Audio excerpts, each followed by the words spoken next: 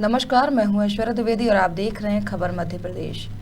गुजरात की राजनीति के 57 साल की आज हम आपको कहानी सुनाने जा रहे हैं। गुजरात अपनी कला, अपनी संस्कृति और खाने को लेकर देश भर में मशहूर है, लेकिन आज हम बात कर रहे हैं गुजरात की सत्ता की। गुजरात और गुजरात के लोगों ने राजनीति के कई पहलू और कई चेहरे देखे हैं, फिर वो चाहे सांप्रदायिकता का दंगा हो या फिर मुख्यमंत्री के षड्यंत्र से की गई हत्या। गुजरात के लोगों ने यह सब देखा है। गुजरात की जनता ने राजनीति में उतार चढ़ाव देखे हैं, साथ ही काफी समस्याओं का भी सामना किया है।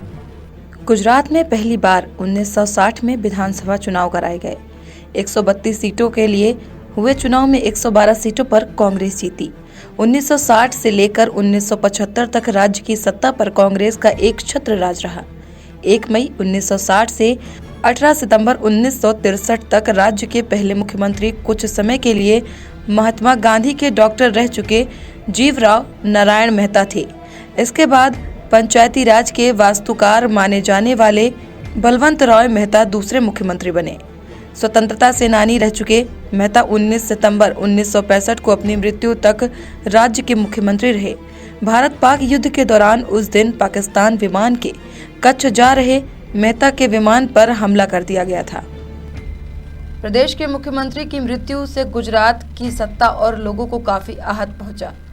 मुख्यमंत्री की मृत्यु के बाद अब गुजरात के लोगों पर कई समस्याएं आने वाली थी। बलवंत राय मेहता की मृत्यु के बाद हितेंद्र देसाई मुख्यमंत्री बने। इनके कार्यकाल में गुजरात में पहली बार सांप्रदायिक दंगा भड़का था। इसके बाद घनश्याम ओझा मुख्यमंत्री बने, जिन्हें हटाकर कांग्रेस ने चिमन भाई पटेल को गुजरात का मुख्यमंत्री बनाया। चिमन भाई पटेल वो ही नेता थे जिन्होंने कभी इंदिरा गांधी के सामने गुस्से में कहा था कि वह वहां का मुख्यमंत्री कौन बनेगा यह गुजरात के विधायक तय करेंगे।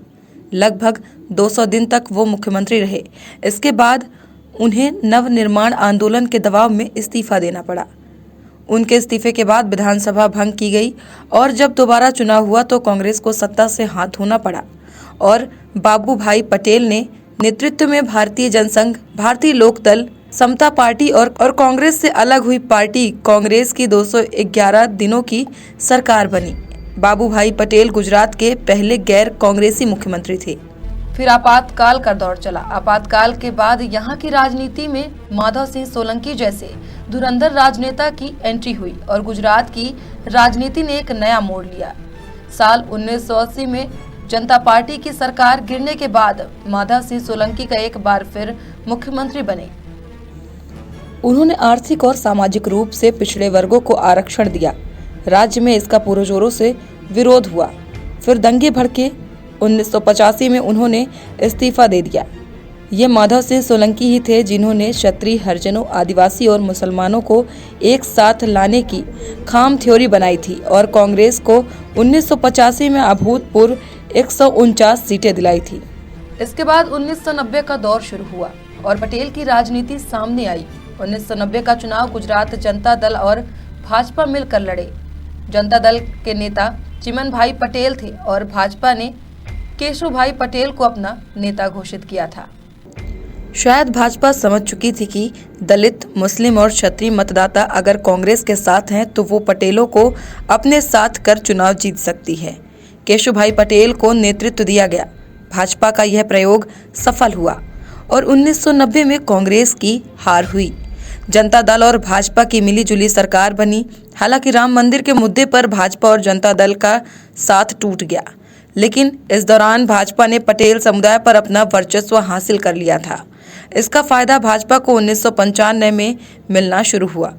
1995 में 182 सीटों में से 121 सीटें भाजपा के पक्ष में हुई।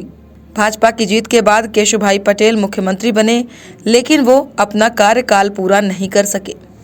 1995 का दौर बीता और नरेंद्र मोदी के कार्यकाल की शुरुआत 2001 में हुई।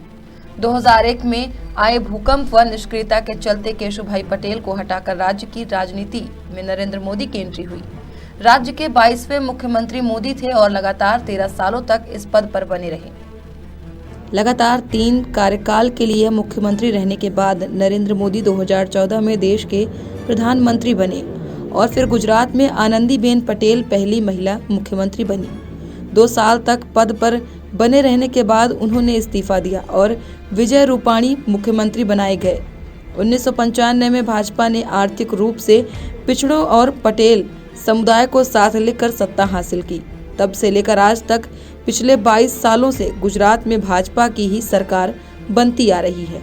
2012 के चुनाव में भाजपा ने राज्य की 182 में से 115 सीटें जीती। कांग्रेस को 1/3 61 सीटें मिली थी। इसके 2 साल बाद 2014 में लोकसभा चुनाव में भी भाजपा का बोलबाला रहा और उनसे रिकॉर्ड सभी 26 लोकसभा सीटों पर जीत हासिल की। तब उसे राज्य में 60% वोट मिले थे। कुल मिलाकर देखा जाए तो 1975 और 1990 में केवल 2 मौकों को छोड़कर गुजरात की जनता लगभग हमेशा किसी एक पार्टी को पूर्ण बहुमत देती रही है। यह भी कहा जा सकता है कि गुजरात की सत्ता अपनी रोटी अच्छी तरह से सेकना जानती है। वहीं अब 2022 के विधानसभा चुनाव में बीजेपी ने फिर अपनी ऐतिहासिक जीत दर्ज कराई है और इसका पूरा श्रेय भारतीय जनता पार्टी, नरेंद्र मोदी और गृह मंत्री अमित शाह को दे रही है। ऐसे ही तमाम जानकारियों के लिए बने रहिए खबर मध्य प्रदेश छत्तीसगढ़ के साथ। धन्यवाद।